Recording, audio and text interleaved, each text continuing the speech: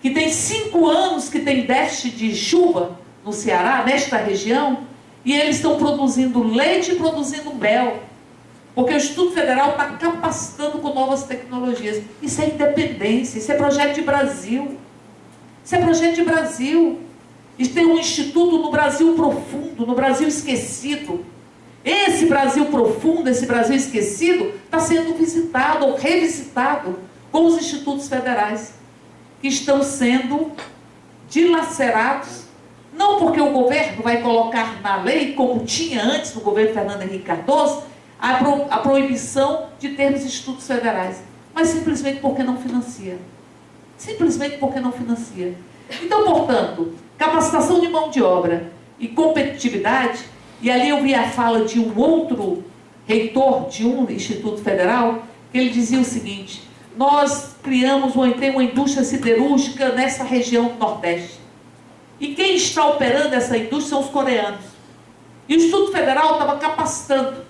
E nós estamos substituindo os coreanos pelos brasileiros. E agora nós não temos mais como continuar no mesmo ritmo, porque está sendo contingenciado os recursos.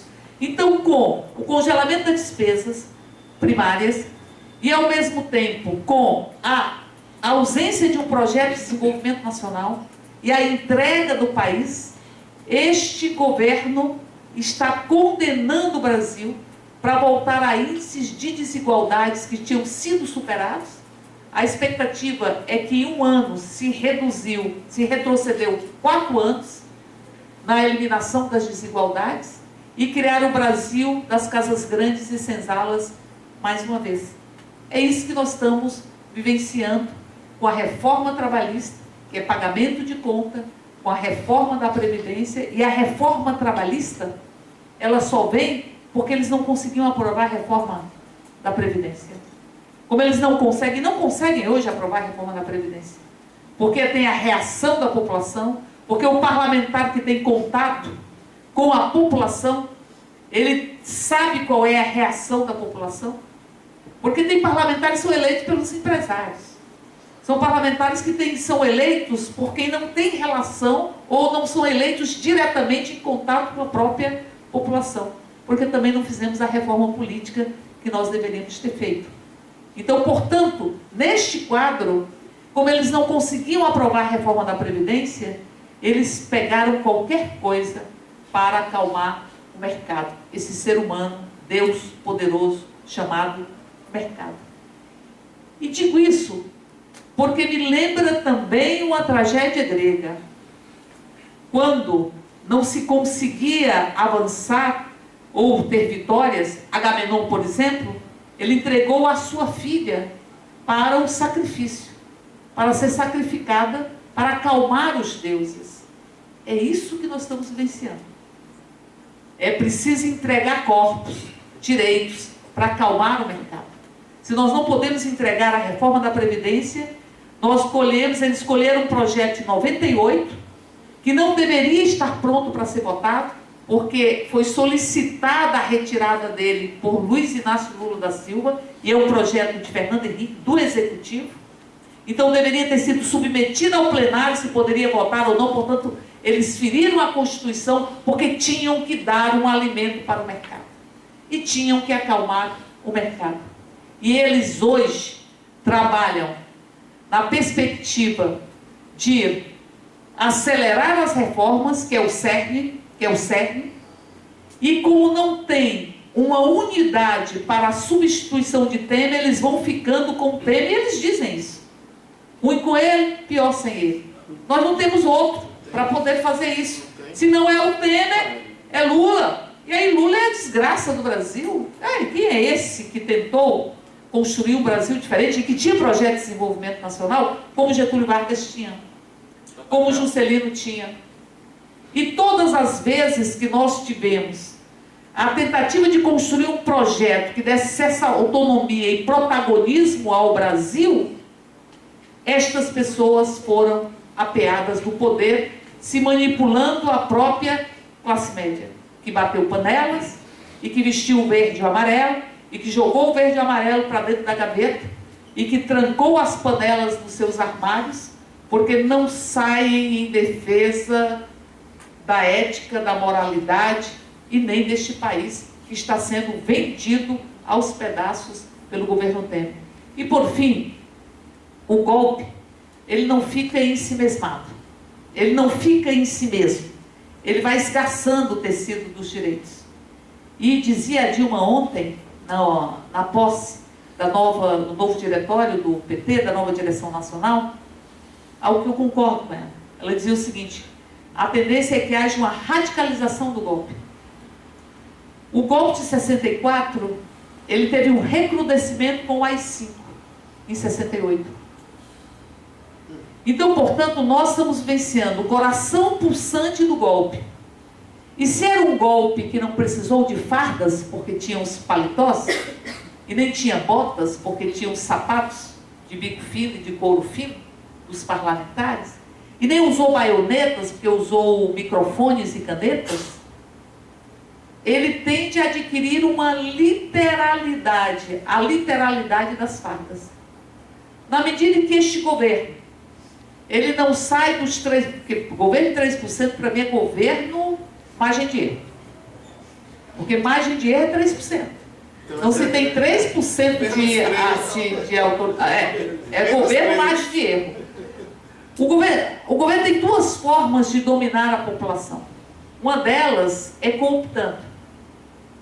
E ainda com todo o gasto com publicidade, que cresceu enormemente com relação ao governo anterior, eles não conseguem cooptar a população.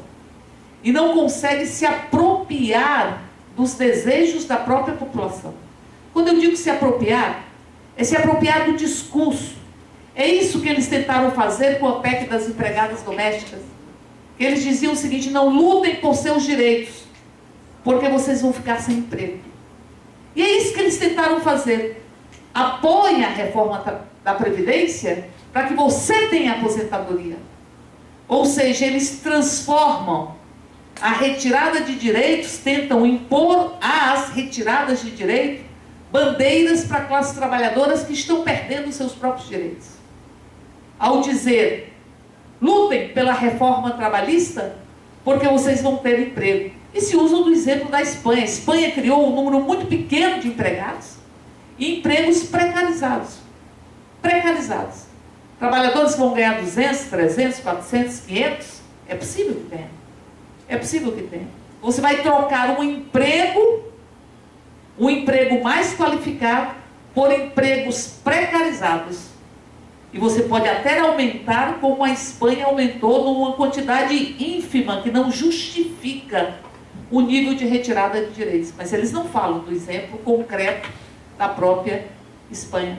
Então, portanto, eles buscam se apropriar do discurso. Quando isso não resolve, eles vão para a força bruta.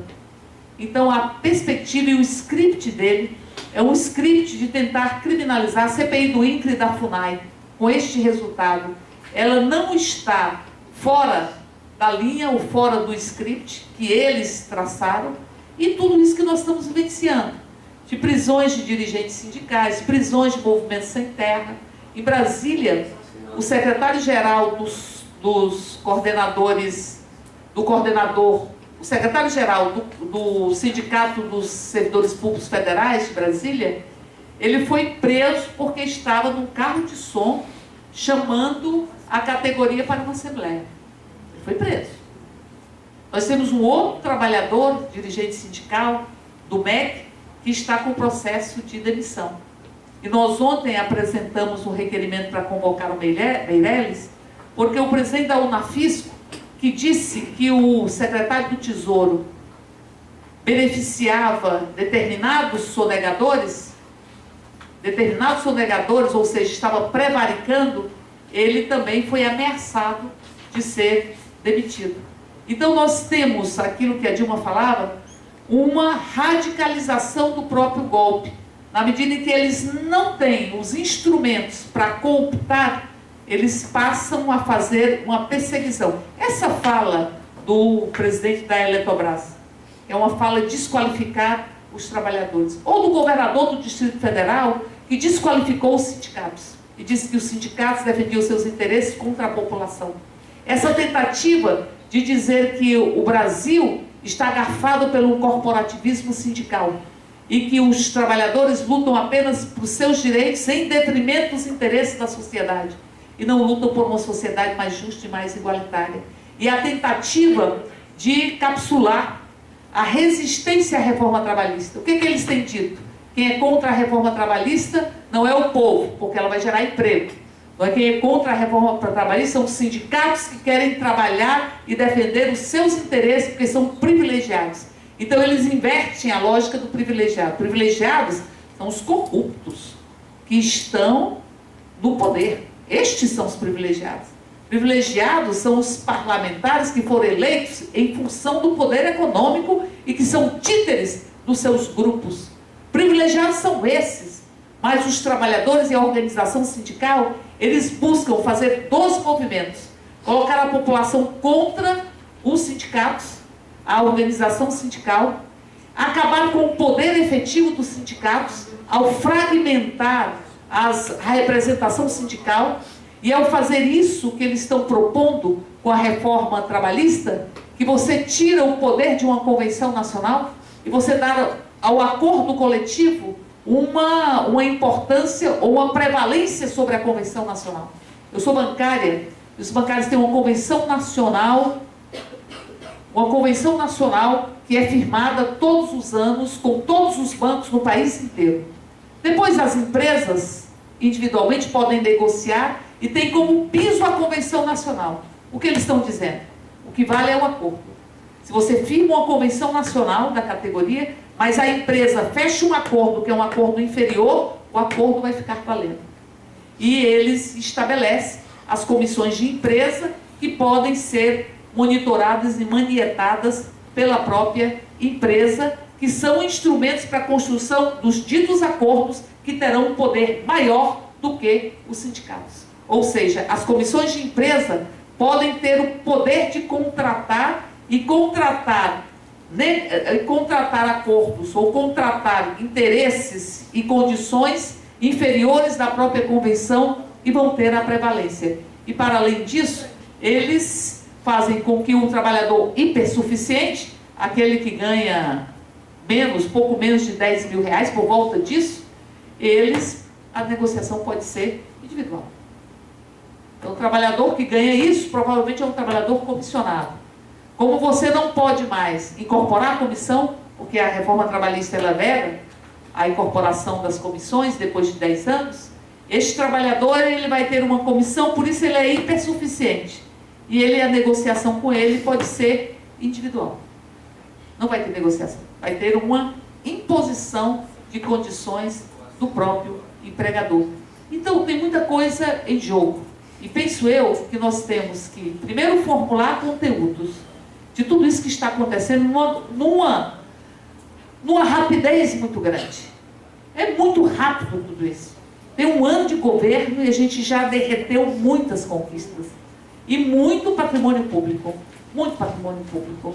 E todos os dias eles tiram a lasca dos direitos dos trabalhadores, eles diminuem as condições para quem volta, pioram as condições para quem está voltando ao mercado de trabalho, para conseguir o auxílio-doença, o salário-maternidade. Eles estão diminuindo. Todo dia eles tiram a lasca dos nossos direitos.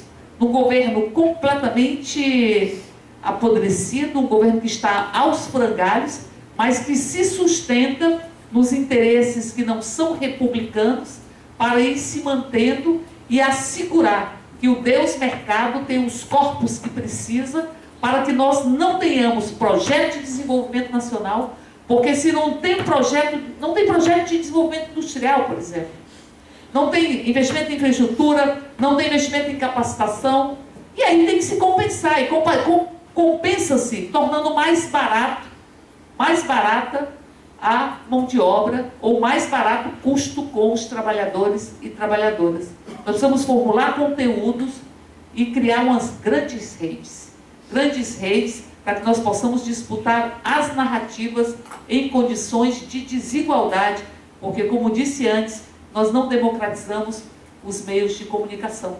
E temos uma mídia que captura os sentimentos, os desejos, os corpos, enfim, e a percepção da própria realidade.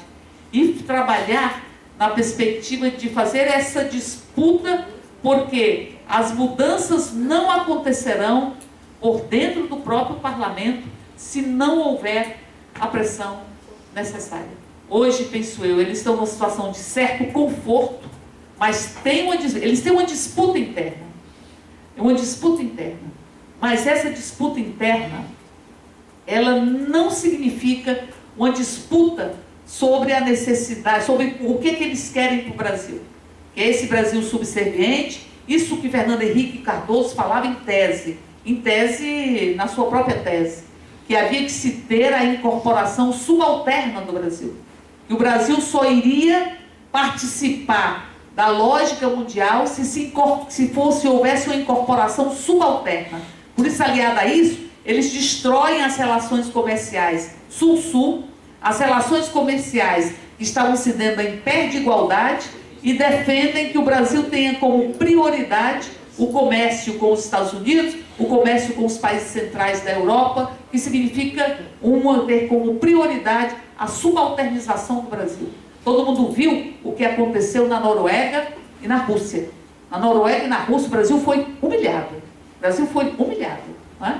E eu não tenho piedade deles, ainda que eu concorde com o Cazuza que é preciso ter piedade dessa gente careta e covarde. Então, portanto, as tarefas que estão dadas para nós, elas são imensas, para que nós possamos disputar narrativa, possamos trabalhar na perspectiva de termos a condição de fazermos as reformas que não fizemos, mas ainda com a compreensão.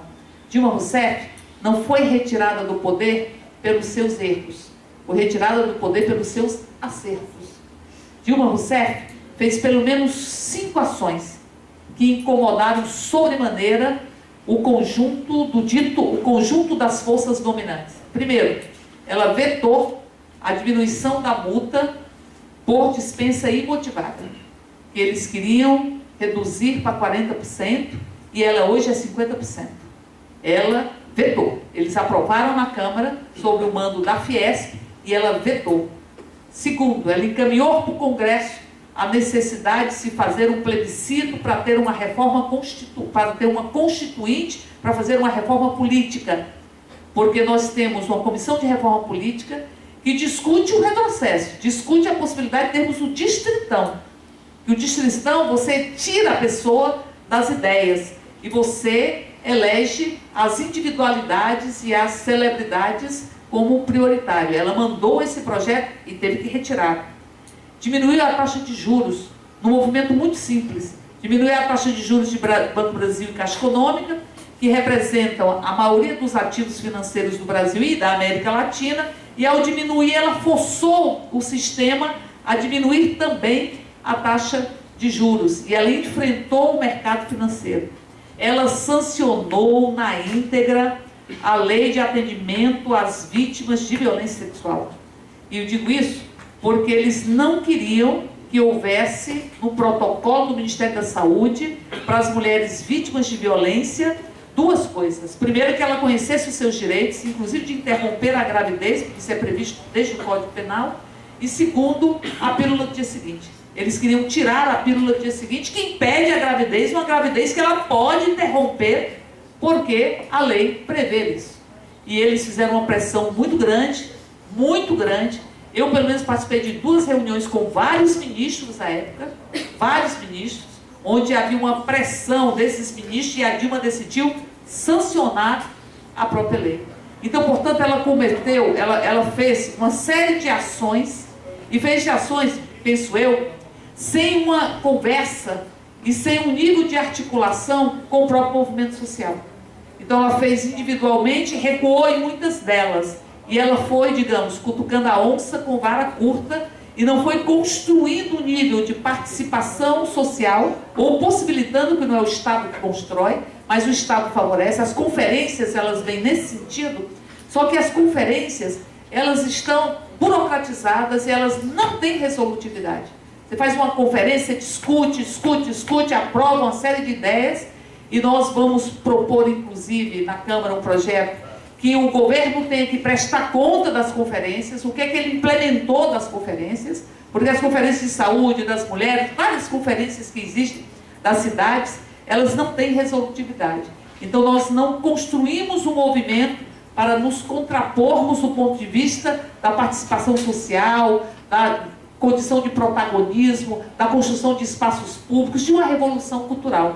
Então digo que Dilma Rousseff foi retirada do poder pelos seus acertos.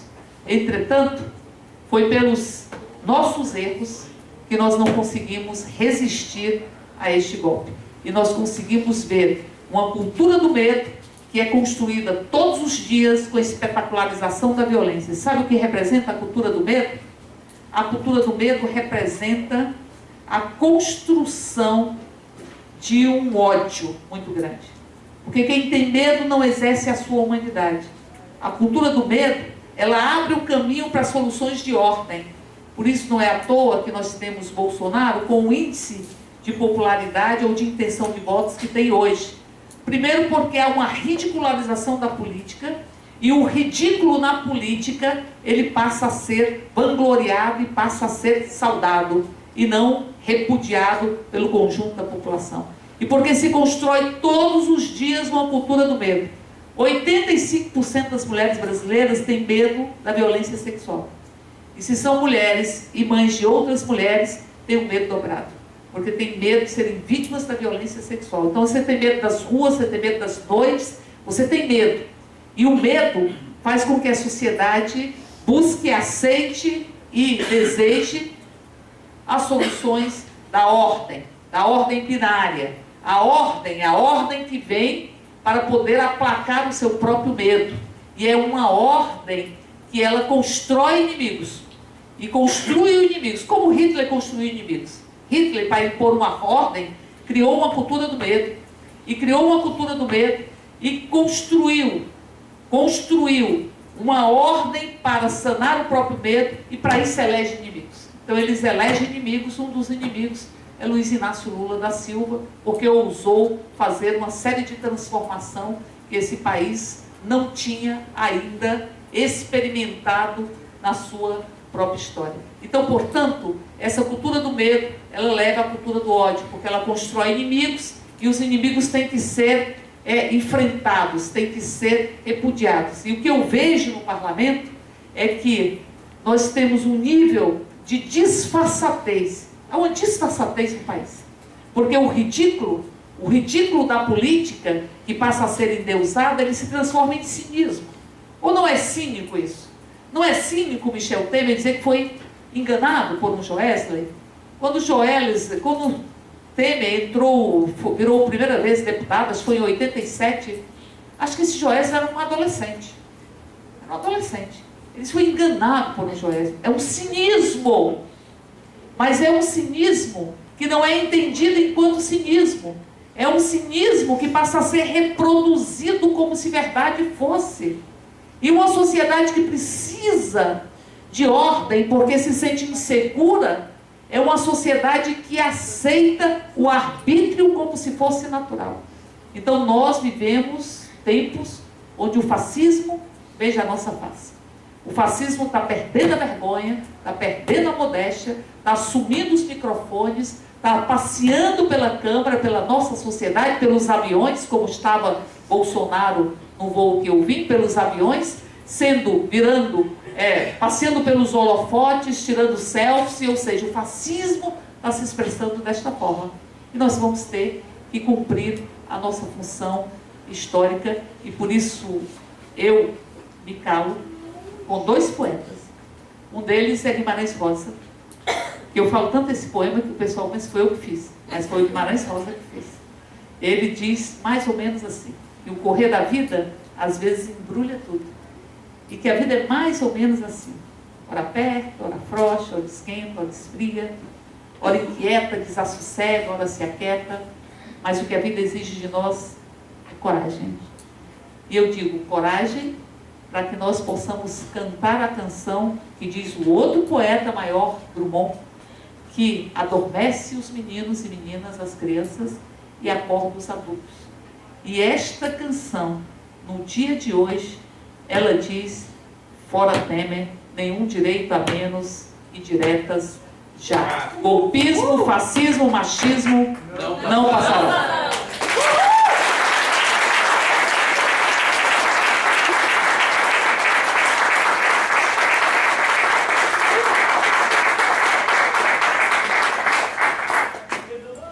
Vamos passar agora para as inscrições. 3 minutos. Quem gostar? Já o primeiro ali levantando.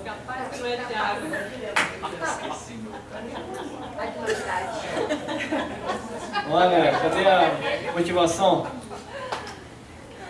O pessoal está tímido agora, depois dessa fala tão profunda. Ó, Thiago, começa a sua fala aí para ver se o pessoal se empolga.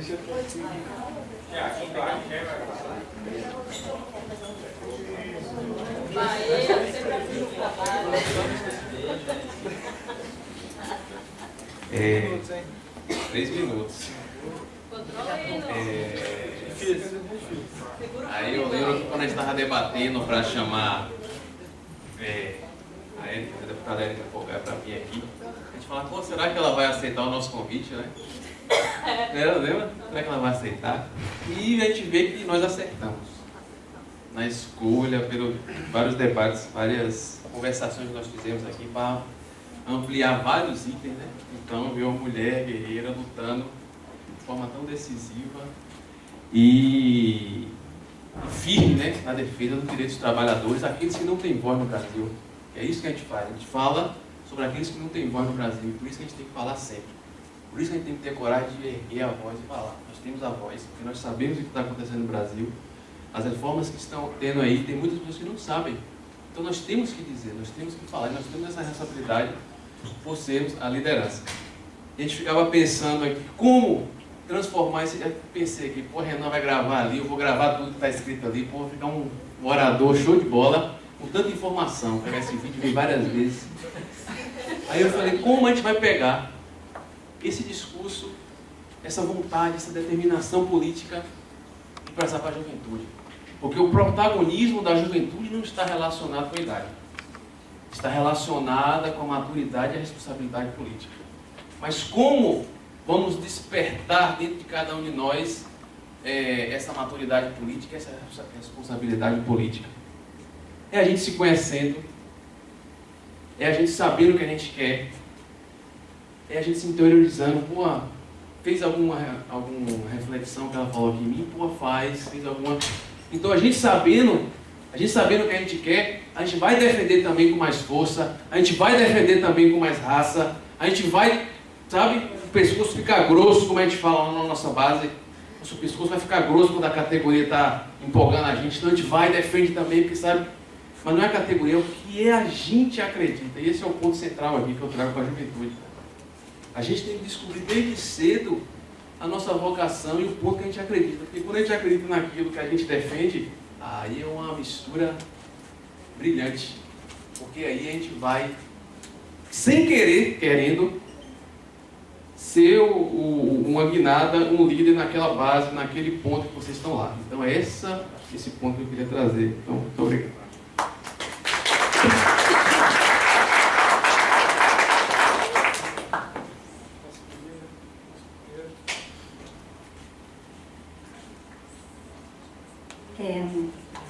Meu nome é Lívia, eu sou da Internacional de Serviços Públicos. Ali, né?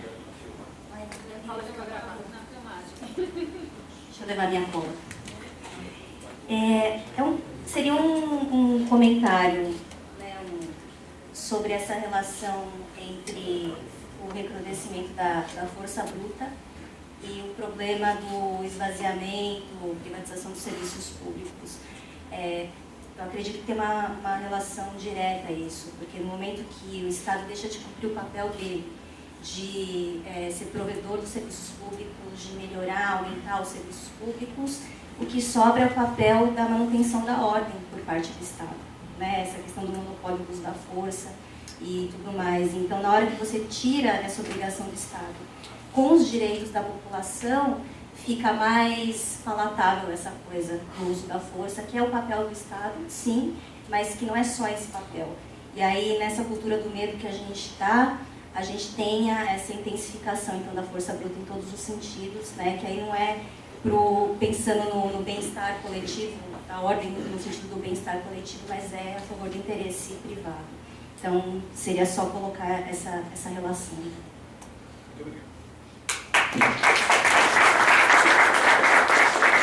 Antônio Mariano.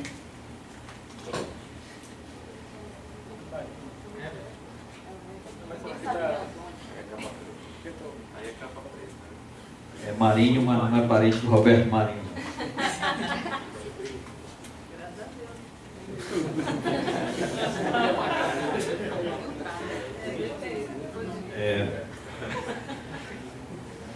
Estava ali, deputada, ouvindo a senhora, prestando atenção e se, como o Thiago disse, se reenergizando de coisas, de informação para... E como é bom a gente ouvir assim, tanta informação e a gente às vezes não está conseguindo levar essas coisas assim para a classe trabalhadora, sabe? A gente não sei o que está faltando, que não está conseguindo chegar essas tantas ameaças que estão acontecendo, a gente não está conseguindo fazer essa leitura e passar para os trabalhadores, né? E gostei muito quando a senhora colocou a questão do reconhecimento de algumas falhas, né, que ocorreram, que são importantes, que a gente, esse olhar crítico para, né, algumas coisas, que nos dá força para nos reorganizar e planejar um futuro melhor para a gente. E aí também, a gente pensa também naquela questão do Plano Nacional de Desenvolvimento, né, o que a gente pensa para o nosso ramo urbanitário, para o setor elétrico, para o setor de saneamento, né? Que, por exemplo, no setor elétrico, nos governos Lula e Dilma, que a gente teve muitos avanços, que o setor foi melhorado, foi reenergizado, né? Teve investimento, né? Mas, por exemplo, não discutiu, por exemplo, tirar as empresas do Plano Nacional de Privatizações, né? Não se mexeu, mas também não fez nada para que aquilo acabasse de uma vez, né? Então deixou lá quietinho e tal, e o PMDB, que sempre teve a pasta lá, por exemplo, das Minas e Energias, sempre dizia, ó, galera, não vou privatizar porque o Dilma não quer. Dizia isso abertamente pra gente, né? Mas nós não tínhamos assim nenhuma força para que aquilo deixasse de ser, não, pai, é um governo de coalizão. Não, pai, isso aqui esquece isso, vamos acabar com isso, vamos zerar isso. Não tinha. Okay? Então, assim, aí quando os caras deram um golpe, aí tiveram força mesmo, agora está voltando tudo para vender. Vendendo tudo que pode. Né? E aí a gente começa a pensar nisso, né? Ou o próximo governo que a gente vai eleger, ou zera tudo isso, esquece esse negócio de privatização, né? Porque só para ficar se ajeitando como governo de coalizão não dá certo. Então a gente precisa que ou a gente entende que privatização é ruim, né, para o Brasil, ou entende que é bom. Não tem esse dois de termo, não. Ou deixa quietinho, não. A gente tem que deixar ou sim ou não. Né? Por exemplo, deputada, lá no Piauí, nós estamos completamente tristes e indignados com o governador Wellington Dias privatizando a empresa de saneamento básico do nosso estado.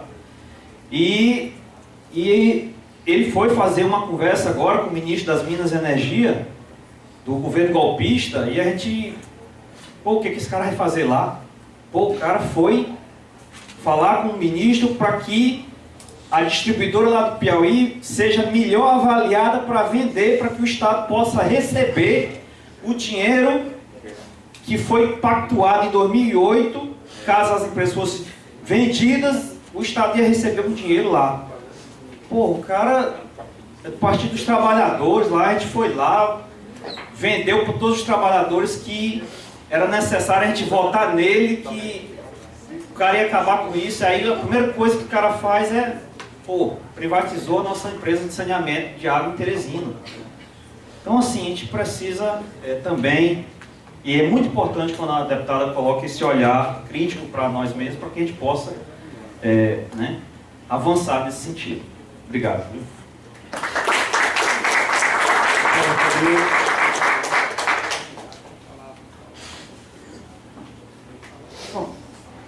Para um primeiro encontro de juventude, né, eu acho que o pessoal gostou bastante da avaliação que foi feita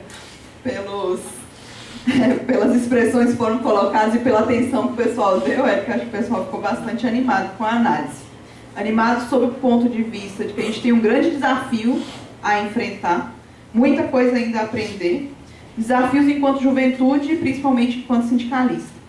Mas a minha consideração é a seguinte: se a reforma trabalhista é a conta do golpe e tem como premissa acalmar o mercado, essa reforma, ela sendo aprovada, está tendo aí diversas emendas, estão tendo várias discussões, algumas centrais inclusive já entraram no processo de negociação, negociando alguns pontos específicos. Será essa reforma suficiente para amansar esse Deus mercado? Por quanto tempo? Qual a expectativa que se tem para a reforma da Previdência? Uma nova remodelagem, uma nova tentativa de reforma? Ou qual será a próxima oferenda que vai ser ofertada por esse governo, se ele continuar, e queira Deus ele não continue, mas qual será a próxima oferenda que vai ser colocada para esse Deus que está aí, sempre rondando, o Deus mercado sempre ronda, vai e volta, e agora ele parece que veio com força total.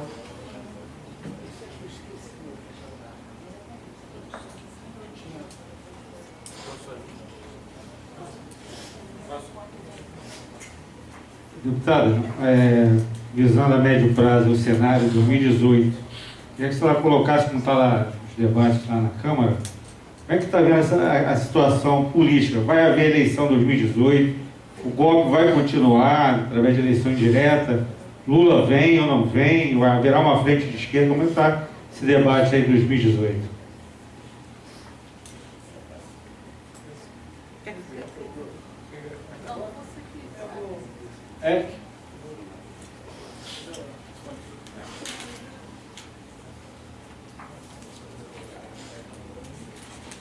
Boa tarde a todos. Deputada, você traçou aí um diagnóstico, né, da situação atual pós-golpe parlamentar agora de 2016 e colocou de forma bastante clara aí as consequências, né, do que a senhora também colocou como o cavalo de Troia da Fiesp, ou seja, foi vendido pelos meios de comunicação e pelas federações das indústrias e pelos segmentos empresariais, de que a saída de Dilma iria resolver o problema do país, principalmente em relação ao desenvolvimento econômico, crescimento econômico. E o que se viu foi que foi um golpe, né, e as consequências eram no sentido de que, tirando o Partido dos Trabalhadores do poder, né, que essa era uma forma de tirar, porque no voto estava difícil de tirar, então eles aproveitaram a oportunidade, o cenário perfeito para poder tirar o Partido dos Trabalhadores e implementar o programa deles, que é um programa contra o direito dos trabalhadores. Ou seja, está claro, eu acho que a sociedade está entendendo isso, que é uma disputa de classes bem clara.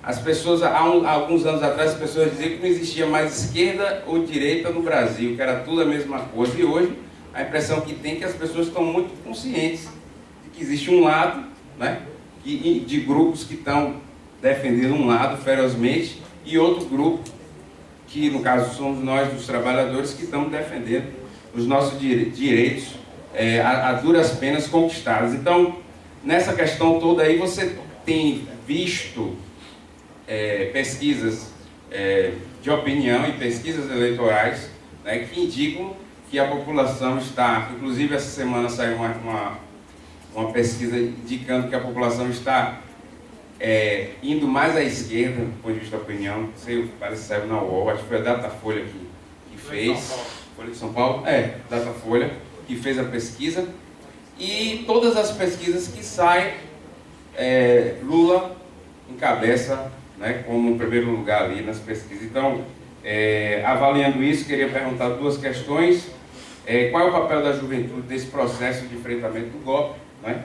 E também, qual o prognóstico, né, ou seja, o desdobramento do golpe, já que você colocou aí a palavra de Dilma Rousseff, no sentido de que o golpe vai se radicalizar, que é a impressão que ela tem.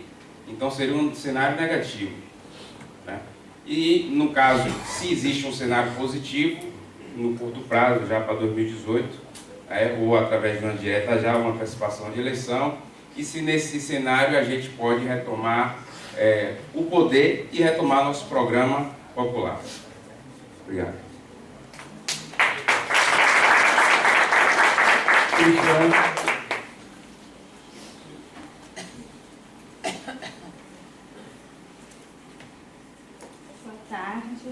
Boa tarde a todos e a todas. Eu sou Cristiane Patinho, sou secretária da Juventude da CUT Rio de Janeiro. Primeiro eu quero dizer que não é crise, é golpe, né? Deixar claro isso, porque eles tentam botar isso na nossa cabeça, que a gente está numa crise, não é crise, é golpe. Queria saber, né, como é que fica a partir de agora, que com o golpe foi aumentado o desemprego, é visível nas ruas do Rio de Janeiro, pessoas em situação de rua devido ao desemprego. É importante ressaltar que a criminalidade também aumentou bastante aqui na cidade do Rio de Janeiro, devido ao reflexo do atual contexto. Isso antes da reforma. Eu gostaria de saber qual é a previsão após reforma da Previdência e Trabalhista. Lembrando também que o setor naval, que tinha mais de 20 mil trabalhadores, só no setor do Comperj, hoje tem somente, não chega a 3 mil trabalhadores, né? Então, isso tudo com a crise, o Rio de Janeiro foi um dos mais afetados, né, com a questão do golpe. João Paulo, Sindiúpes.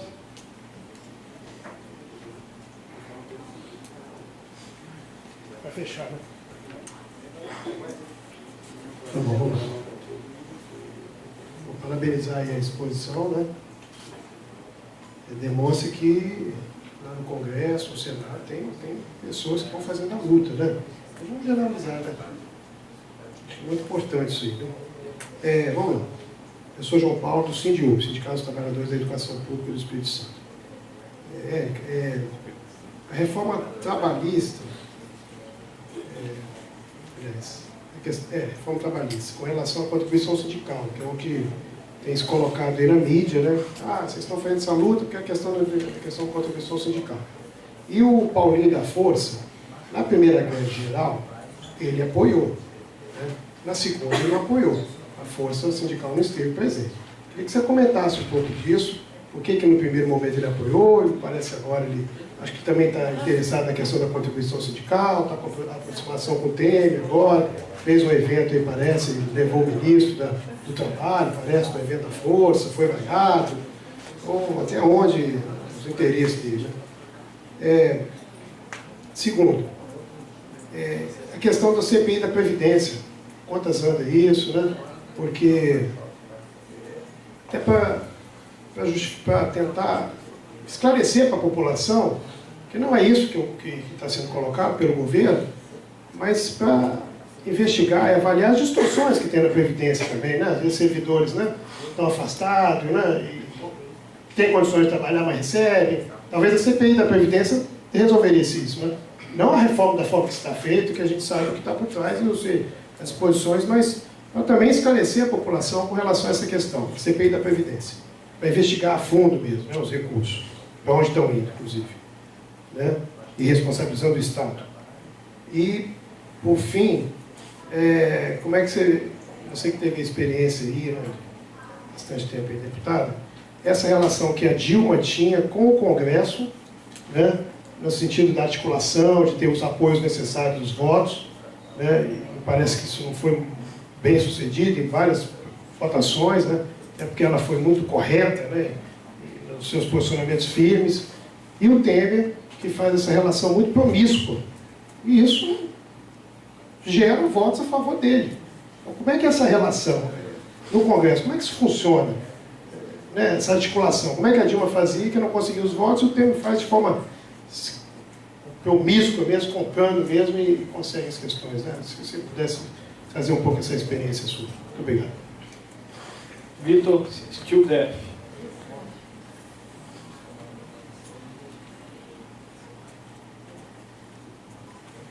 Companheira deputada Érica, muito bom sua intervenção. A gente lá no DF já, a ajuda da deputada já tem muito tempo, né? Nós somos no DF, né? As lutas dos diretores estados nacionais também ela tem inserido já tem um tempo bem razoável. Colocar também que, além desses pontos últimos que você colocou como méritos da Dilma e que foram bem combatidos pelos golpistas, para mim o maior legado dela no primeiro mandato foi a destinação dos royalties do pré-sal para a saúde e para a educação. E querem acabar com a Petrobras para acabar com essa destinação. Então, isso para mim, em 2013, naquela auge da crise das manifestações, aquelas manifestações doidas que estavam tendo em todo lugar do Brasil, ela conseguiu essa saída, também encaminhou a questão da reforma política e isso não se avançou. Colocar também que, de fato, os golpistas queriam os nossos direitos trabalhistas e previdenciários, queriam acabar com a nossa democracia, privatizar nossas estatais e, principalmente, estão de olho no nosso pré-sal, na nossa água, na nossa Amazônia e na nossa energia. Colocar também que, aproveitando esse momento de golpe, algumas correlações de forças que a gente participa, a gente tem tido êxito, né? Vários sindicatos têm sido, entre aspas, tomados pela esquerda, né? Então, a CUT tem conseguido ganhar vários sindicatos nas últimas eleições, diferente do que foi naquele período pré e pós-golpe, né? Então, esse ano já mudou bastante, né? De fato, os trabalhadores voltaram a olhar com mais carinho para a sua entidade sindical e achando que nesse momento precisa ter uma entidade sindical forte. No movimento estudantil, voltamos depois de 6 anos, conseguimos ganhar o DCE da Universidade de Brasília, que estava com a direita, né? A gente, bancada pelo PSDB, inclusive. Fizemos um excelente congresso da UNE recentemente, onde a direita elegeu vários delegados, inclusive em Brasília, na própria Universidade de Brasília, eles conseguiram eleger mais delegados que a esquerda. Mas fizemos uma composição bem ampla, com vários partidos e correntes de esquerda, e essa composição tende a ganhar força nos próximos períodos. E a minha pergunta que eu queria deixar para a deputada é: como que a gente pode fazer o povo voltar para a rua em peso, né? Porque fizemos uma greve geral primeira bem razoável, né? 40 milhões de trabalhadores pararam na primeira greve geral, 28 de abril, e nessa segunda greve ela já foi mais morna, né? Até que foi colocado aqui pelo companheiro que a força sindical não participou, mas mesmo nas centrais mais progressistas, nessas mais de centro, a adesão não foi tão grande como deveria ser, né? Considerando que a reforma está prestes a ser votada, né? Pode ser que semana que vem, dia 11, seja votada no Senado, e a da Previdência, em seguida, eles vão colocar para votar, né? Então, o que a gente pode fazer? Porque as frentes Brasil Popular e Povo Sem Medo e as centrais não têm conseguido mobilizar como a gente precisa de fato para barrar o golpe, porque se a gente não botar muita gente, mas muita gente mesmo, fazer ato em Brasília com 200 mil pessoas, a gente já viu que não faz ruído para esse povo. A maioria dos parlamentares que ainda estão no governo não se mexem. Mas, de fato, a gente também precisa fazer essa movimentação nas bases dos deputados também, porque tem feito algum efeito. Lá em Brasília, por incrível que pareça, nós tínhamos 3 senadores golpistas e 2 já votaram contra, pelo menos nas comissões, votaram contra a reforma trabalhista no Senado, né? E que há pouco tempo o único parlamentar que a gente considerava do nosso campo está do outro lado agora. Então a gente continua precisando fazer pressão nos nossos parlamentares nos estados, nos aeroportos. Tem gente tem sindicato e movimento social fazendo na porta da casa do parlamentar, tem que fazer pressão. É o único jeito de alguma forma, a gente tentar barrar ou pelo menos minimizar os impactos das 2 reformas. Fábio Massaro.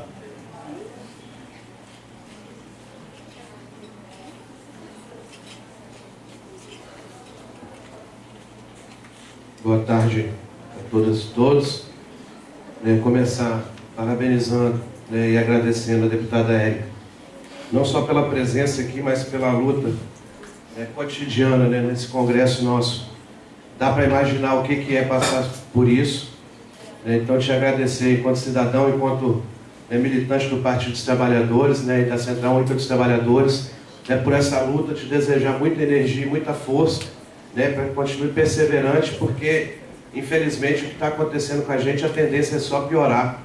Até porque as medidas que nós estamos vendo sendo tomadas elas vão surtir as que já foram, né, como, né, o congelamento dos investimentos, né, públicos, né, e as reformas que estão sendo discutidas agora. A população só vai sentir isso a longo prazo. Talvez seja um dos maiores desafios nossos, de fazer a população entender o que está acontecendo, porque ela não consegue perceber isso imediatamente. E aí, né, quando a gente está no nosso processo de aprendizagem, né, quando a gente está lá ainda criança, né, tem duas formas da gente aprender. Né? Ou a gente vai lá e põe a mão no fogo, se queima, né, para poder descobrir que o fogo queima e aquilo machuca, né? Ou a gente observa o que está acontecendo e aí a gente não precisa colocar a mão no fogo para poder entender que aquilo dali te faz mal. Né? Então, eu acho que a gente não precisa sentir, né, a chibata nas costas da classe trabalhadora para a gente entender que a escravidão é uma situação que nós não podemos permitir de forma nenhuma que volte a acontecer no nosso país. Então nós temos que apresentar, né, resistência. E aí quando a gente se depara com a situação, né, que a gente tenta fazer mais uma greve geral, a nossa sociedade completamente apática, né, uma participação pífia, né, a tendência era ao contrário, era para que se fortalecesse, que se crescesse o movimento, e na verdade tivemos um esvaziamento, um enfraquecimento desse movimento, né? E aí a gente, né, chega, né, das nossas manifestações e vai se informar do que está acontecendo no país, e o Aécio ganha o mandato dele de volta e o homem da mala, né, é solto. Então, assim, é bater na cara da gente. Então, se nós estamos, né, num país em que o legislativo, o executivo e o judiciário estão todos corrompidos e já perderam qualquer tipo de escrúpulos, porque são todos financiados, né, pelo mercado, né, pelos grandes empresários, né, estão todos envolvidos nesse esquema de corrupção e tudo que nós estamos passando nesse país. Não temos a quem recorrer, não tem mais decência, não tem mais poder com legitimidade nesse país, não temos mais como contar, né, com os poderes para poder representar a classe trabalhadora. Então só resta a gente a desobediência civil. E a juventude que tem que cumprir esse papel, porque a gente sabe que a juventude sempre foi protagonista nesse processo.